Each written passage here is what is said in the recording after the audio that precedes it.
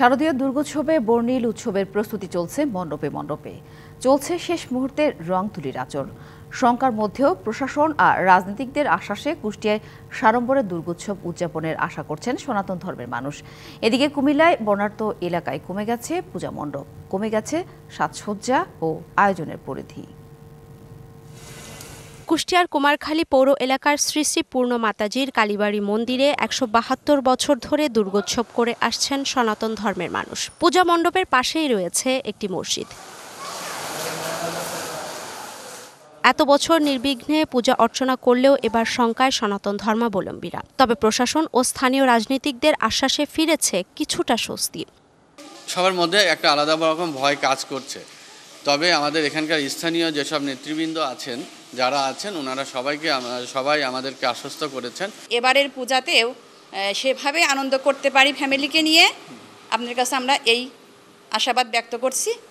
গত বছর ২৫৬টি মণ্ডপে দুর্গোৎসব হলেও এবার কমে হয়েছে ২২৯টি। তবুও শারদীয় উৎসবের প্রস্তুতি চলছে মণ্ডপে মণ্ডপে। প্রতিমার সাজসজ্জার কাজ প্রায় শেষ পর্যায়ে। চলছে শেষ মুহূর্তের রং তুলির আচর। শিয়া বাটার ও ভিটামিন ই সমৃদ্ধ lily glam beauty soap. Lily, always beautiful.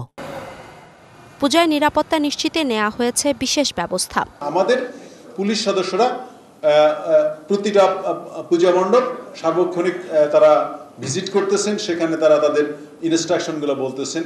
এদিকে কুমিল্লায় বন্যার্ত এলাকা বুড়িচং, ব্রাহ্মণপাড়া, লাকসাম, মনোহরগঞ্জ ও ১৪ গ্রাম উপজেলায় বেশ কয়েকটি মণ্ডপে এবার নেই দুর্গাপূজার আয়োজন। কমে তো গেছে অবশ্যই। তারা যে প্রস্তুতিতে ছিল, বন্যার কারণে তাদের বাড়ি ঘর বা অনেক কিছু নষ্ট হয়ে গেছে। যেটা হতো আগে বড় সড়ো প্যান্ডেল হইতো, এবার এই প্যান্ডেলের আয়োজনটা কমে ফেলছে। বন্যা কাভার করতে না করতে আবার পূজা, এই পূজাতে অনেক টাকা খরচ হয়। এই বন্যার কারণে, ক্ষয়ক্ষতির কারণে কিন্তু পূজাগুলি কমে গেছে। সব অশুভ কাটিয়ে উৎসাহ উদ্দীপনায় শারদীয় দুর্গোৎসব উদযাপনের আশায় সনাতন ধর্মাবলম্বীরা। অর্ঘ্যমিত্রা তরফদার, ডিবিসি নিউজ ডেস্ক।